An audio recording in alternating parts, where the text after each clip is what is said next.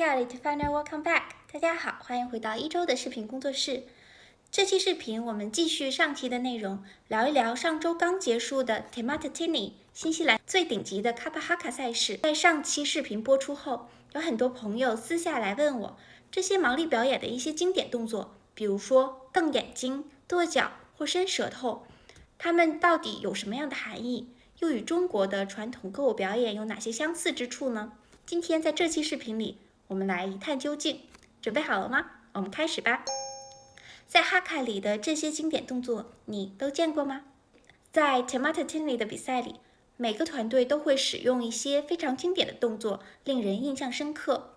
第一个动作就是瞪大眼睛，这个动作是一个非常标志性的动作，它的名字叫 Purukana。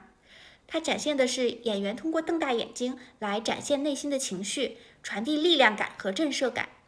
那这个动作和京剧里的亮相是有一定的相似性，都是用夸张的眼神来表达人物的气质。第二个也是让许多人印象深刻的就是伸舌头，它的名字叫 Faatelo。很多人认为伸舌头是在搞怪，但是其实它象征着挑战、无畏。它来自于古代毛利战士吓退敌人的方式。而下一个经典动作是在歌舞里经常展现出来的，就是拍手。拍手用毛利语叫 Paki Paki， 那这一部分也是强化动作的表现，和我们中国藏族舞和傣族舞里面的拍手相似，让表演更具有节奏感。下一个就是跺脚，毛利语叫 Takahi， 毛利人跺脚是为了和大地产生共鸣、产生连接、展现力量，而这又和中国的蒙古舞、藏族舞有很大的相似之处。这些舞种也用大力的跺脚来展现与大地的连接，来表达热情和力量。在哈卡里，大家肯定见过毛利武士用手拍打大腿这个动作，他们一边喊口号，一边展现气势。这个动作在毛利语中叫做 Linga Pakia。那 Linga 就是我们手的意思， Pakia 就是拍打的意思。这个动作正是展现了毛利武士的士气，不仅带有节奏感，也增加了表演的张力。在传统哈卡表演里，大家都会特别注意到几个重要的角色，他们不仅仅负责整场演出的节奏，还决定了整场表演的氛围。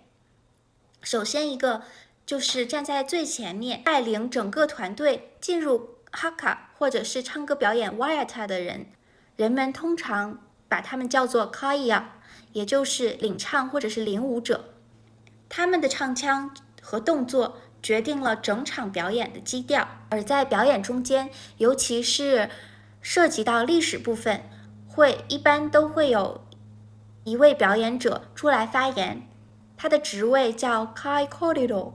在正式场合， Kai Koriro 会代表团队的人讲话，就像中国传统上的司仪在开场期间致辞，让观众了解表演背后的含义和时代背景。在有些表演中，表演前会有一位长者为表演给予祝福，类似于中国民间表演艺人在表演前会有德高望重的艺人进行开场致辞。在卡帕哈卡表演里也是一样，一般致辞都是由部落的长者，也就是 Kaumatua 德高望重的人来为表演给予祝福，在演出前给大家加油打气，起到了至关重要的作用。虽然哈卡来自毛利文化，而中国的传统歌舞来自于中国大地上的不同民族和地域，但是这些原住文明在历史的长河下进行发展，都有很多共同的特性。比如说，无论是毛利文化还是少数民族文化中，大家都愿意以歌舞的形式来表达故事、感情和文化传承。